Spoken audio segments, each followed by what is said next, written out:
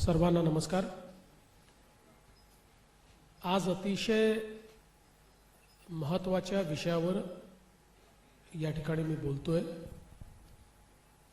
आपल्याला कल्पना आहे की 17 एप्रिल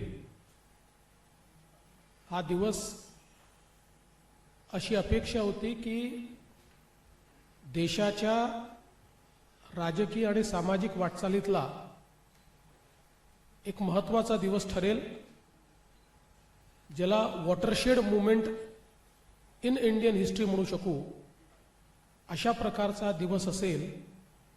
कारण त्या दिवशी महिला आरक्षणाचं विधेयक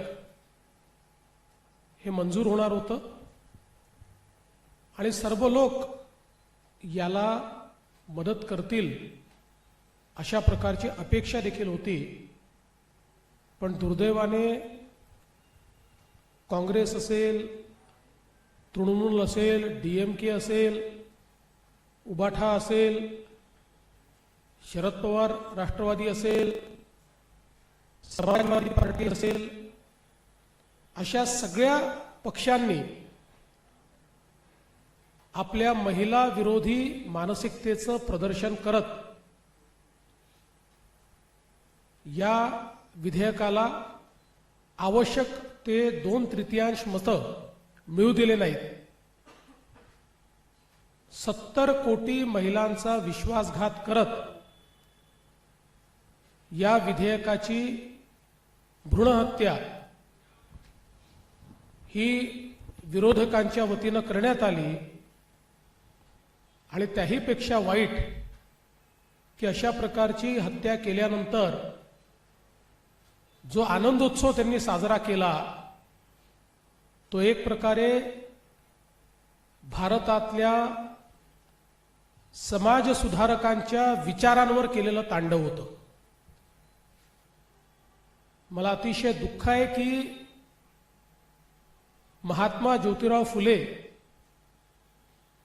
यांची 200वी जन्मशताब्दी ज्या वर्षी चाललेली आहे त्या वर्षी महात्मा ज्योतिराव फुलेंच्या विचारांना तिलांजली देण्याचं काम झालं। आणि त्यामध्ये भाषणापुरतं महात्मा ज्योतिराव फुलेंची नावं घेणारी ही सर्व पक्ष पूर्णपणे एक्सपोज झालेली आहेत। सभागृहामध्ये 3 विधेयकं मांडण्यात आली होती। 134वं संविधान दुरुस्ती विधेयक, परिसीमन विधेयक आणि केंद्रशासित प्रदेश याकरता हे लागू करण्याचे विधेयक। खरं म्हणजे आपल्याला कल्पना असेल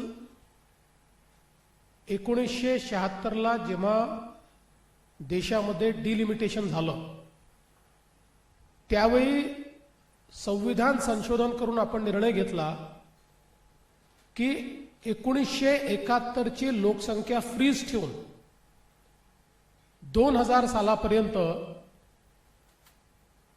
डिलिमिटेशन होणार नाही।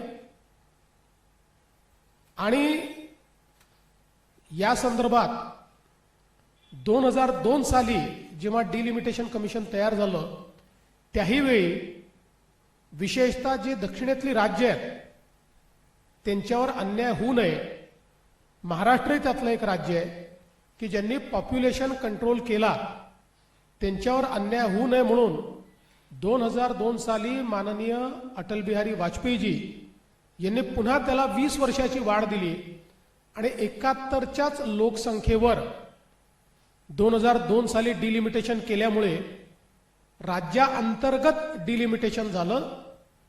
देशाच्या एकूण जागा ज्या आहेत त्यात कुठलाही बदल झाला नाही।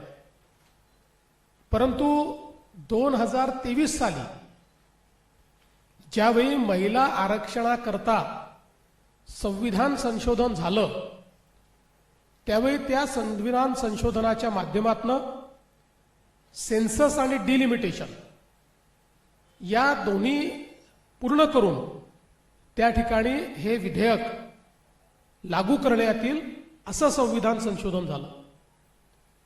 याचा अर्थ परवा जी विधेयकं आली ती काही अचानक आलेली विधेयकं नाहीत.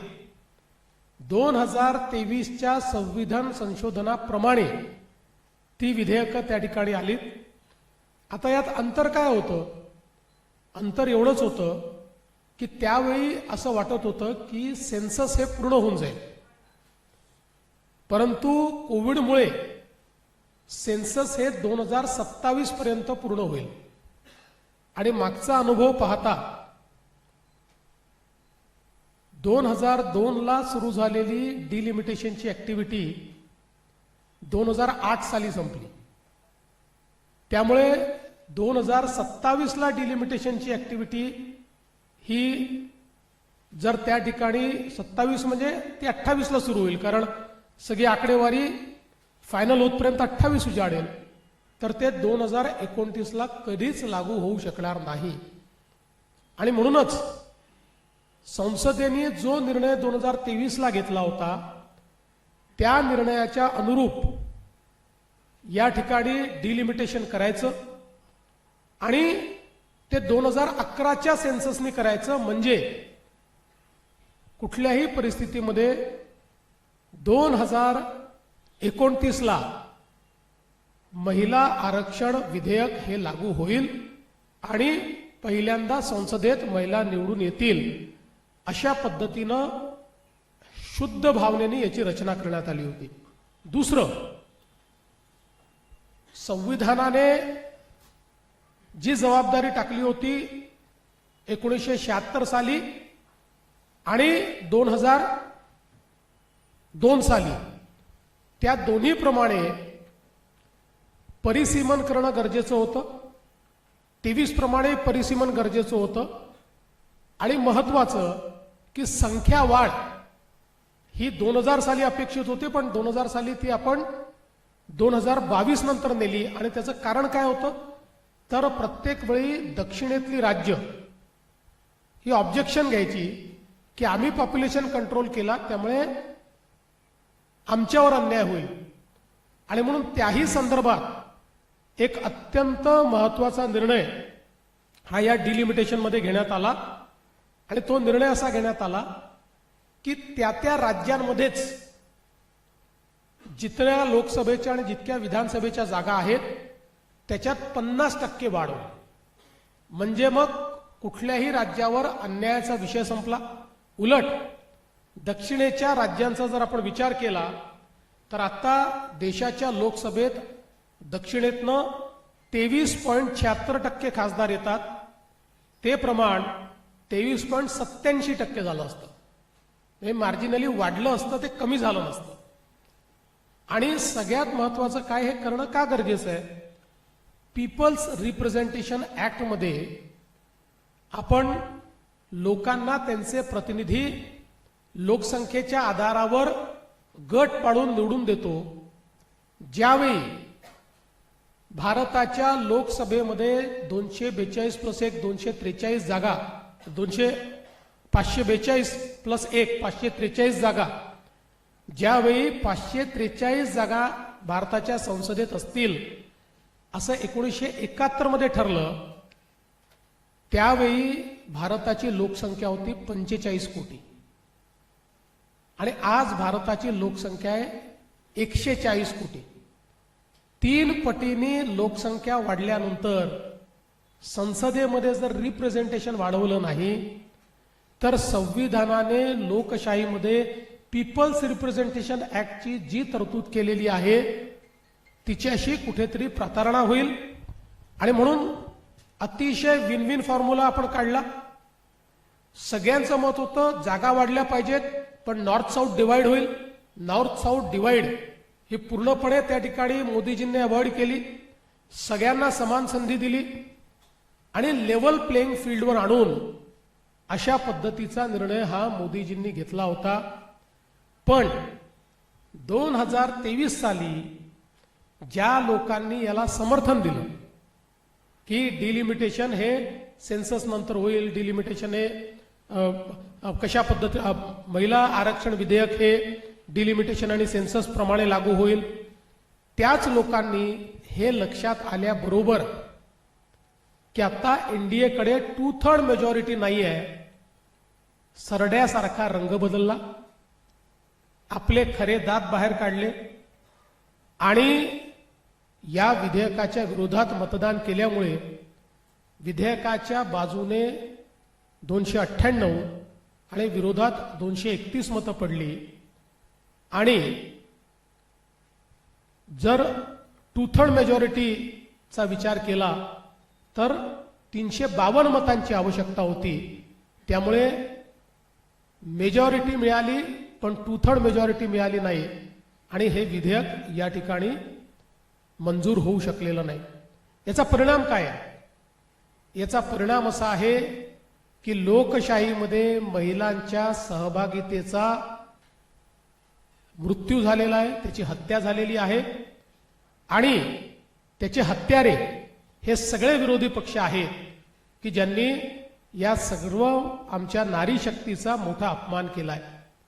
विशेषतः जगातल्या अनेक लोकशाहीमध्ये ज्यावेळी मोठ्या प्रमाणात महिलांची सहभागिता वाढते त्याचवेळी भारतामध्ये मात्र ती वाढू नये असा प्रयत्न करणं, विधानसभा आणि लोकसभांनी स्थानिक स्वराज्य संस्थेमध्ये आरक्षण लागू करायचं आणि त्यांच्याकडे आरक्षण लागू करायची वेळ आली की पुरुषी मानसिकता, रिग्रेसिव्ह मानसिकता ही समोर आणत दरवेळी ते हाणून पाडायचं. यावेळेसही त्यांनी ते हाणून पाडलेलं आहे. यांना महिलांना आरक्षण द्यायचंच नाहीये, कसंही करून त्यांना विरोध करायचा आहे. आणि याचा दुसरा परिणाम काय झाला? केवळ महिला नाही तर ज्यावेळी या जागा वाढल्या असत्या त्यावेळी अनुसूचित जाती आणि अनुसूचित जमातीच्या जागा देखील वाढल्या असत्या. त्याही जागा हे विधेयक नामंजूर झाल्यामुळे आमच्या अनुसूचित जाती अनुसूचित जमातीच्या जागा आणि प्लस अनुसूचित जाती अनुसूचित जमातीच्या महिलांच्या जागा याच्यावर देखील एक मोठी कुऱ्हाड या लोकांनी घातलेली आहे. आपण विचार केला तर अगदी संसदेचा विचार केला तर आज आपल्या संसदेत 73 महिला आहेत, त्याच्या ऐवजी 273 महिला या आपल्या संसदेमध्ये गेल्या असत्या. पण निश्चितपणे हे जे काही काम यांनी केलेलं आहे हे अत्यंत चुकीचं आहे आणि ही नेहमीच काँग्रेस आणि त्यांच्या साथीदारांची ही नेहमीच प्रवृत्ती राहिलेली आहे. आपण बघितलं तर सातत्याने यांनी महिला विरोधी धोरणं घेतली. मग शहाबानूचं प्रकरण असेल, सर्वोच्च न्यायालयाचा निकाल होता एका गरीब महिलेला न्याय देण्याचा, त्याच्याकरता संविधान संशोधन करून सर्वोच्च न्यायालयाचा निकाल हा बदलणारी ही काँग्रेस पार्टी आहे. आणि खऱ्या अर्थानं जर आपण बघितलं तर मोठ्या प्रमाणात या ठिकाणी जे काही हे कार्य त्यांनी केलेलं आहे. आणि आपण बघितलं असेल सरकारची तयारी किती होती. ते म्हणतात विरोधकांना सोबत घेतलं नाही.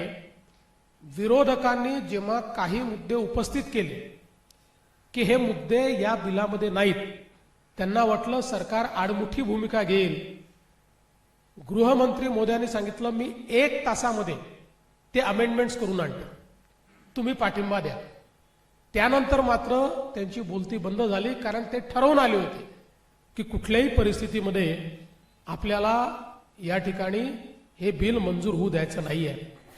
आपण जर बघितलं तर भारतीय जनता पक्षावर त्यांनी आरोप केला की तुम्ही काय केलं. मला सांगताना आनंद वाटतो, राजस्थानच्या पहिल्या महिला मुख्यमंत्री वसुंधरा राजे, मध्य प्रदेशच्या पहिल्या महिला मुख्यमंत्री उमा भारती, दिल्लीच्या पहिल्या महिला मुख्यमंत्री सुषमा स्वराज, गुजरातमध्ये पहिल्या महिला मुख्यमंत्री आनंदीबेन पटेल या भारतीय जनता पक्षाच्या काळात झालेल्या आहेत. त्या भारतीय जनता पक्षाच्या नेत्या होत्या. त्यामुळे आपण जर बघितलं तर त्यापूर्वी वर्षानुवर्ष या राज्यांमध्ये काँग्रेसचं राज्य होतं, पण एकाही महिलेला त्यांनी कधी मुख्यमंत्री बनवू दिलं नाही. म्हणून आज एक गोष्ट निश्चित आहे की हे जे पक्ष आहेत यांच्याकडे कुठलाही प्रतिवाद नाही. मी तर आज त्यांना ओपन चॅलेंज देतो, ओपन चॅलेंज, की माझ्या स्तरातल्या कुठल्याही त्यांच्या नेत्यांनी माझ्यासोबत महिला विधेयकाच्या संदर्भात ओपन डिबेट करावी. ओपन डिबेट की याच्यामध्ये काय चूक आहे, या पद्धतीत काय चूक आहे, याच्यावर ओपन डिबेट करावी. ते करणार नाहीत, करू शकत नाहीत. केवळ मुजोरी करायची आणि पळून जायचं हे जे काही यांनी सुरू केलेलं आहे याच्या विरुद्ध देशभरात आणि महाराष्ट्रात आता महिलांचं एकत्रीकरण आम्ही करणार आहोत. आम्ही ठरवलंय की अशा पद्धतीनं जर महिलांच्या अधिकाराची भ्रूण हत्या होत असेल तर त्याच्या विरुद्ध लोकशाहीमध्ये जनमताचा रेटा ज्या दिवशी लक्षात येईल की आता महिलांना आपण तोंड दाखवू शकत नाही, महिलांना उत्तर देऊ शकत नाही, त्या दिवशी ही सर्व पक्ष वटणीवर येतील आणि महिला आरक्षण विधेयकाला ही मान्यता देतील. आणि म्हणून आम्ही महायुतीतले सगळे पक्ष आपापल्या परीने या संदर्भात जनमत एकत्रित करण्याचं काम करू, महिलांना संघटित करण्याचं काम करू. महाराष्ट्रातनं 1 कोटी महिलांच्या सह्या या आम्ही गोळा करणार आहोत या बिलाच्या समर्थनार्थ. त्यासोबत तालुका स्तरापर्यंत मोठ्या प्रमाणात जनजागृती करणार आहोत. उद्या भारतीय जनता पक्षाने एक या संदर्भातला मेळावा बोलवलेला आहे. आमच्या मित्रांना देखील आम्ही तिथे निमंत्रित करू. सगळे पक्ष एकत्रितपणे आणि आपापल्या परीनं महिलांमध्ये जनजागृती करून महिला विरोधी चेहरा काँग्रेस, महाराष्ट्रामध्ये काँग्रेस, शरद पवार राष्ट्रवादी आणि उबाठाचा हा जो महिला विरोधी चेहरा आहे हा चेहरा आम्ही उघडा करू आणि निश्चितपणे एक असा जनमताचा रेटा तयार होईल की मुकाट्याने या सर्वांना महिला आरक्षण विधेयकाला समर्थन द्यावं लागेल. त्या दृष्टीने आजपासनं आमचा निर्धार हा सुरू झालेला आहे आणि तो जोपर्यंत महिलांना आरक्षण मिळत नाही, जोपर्यंत लोकसभा आणि विधानसभेमध्ये महिलांना आरक्षण मिळत नाही, तोपर्यंत आता आम्ही स्वस्थ बसणार नाही.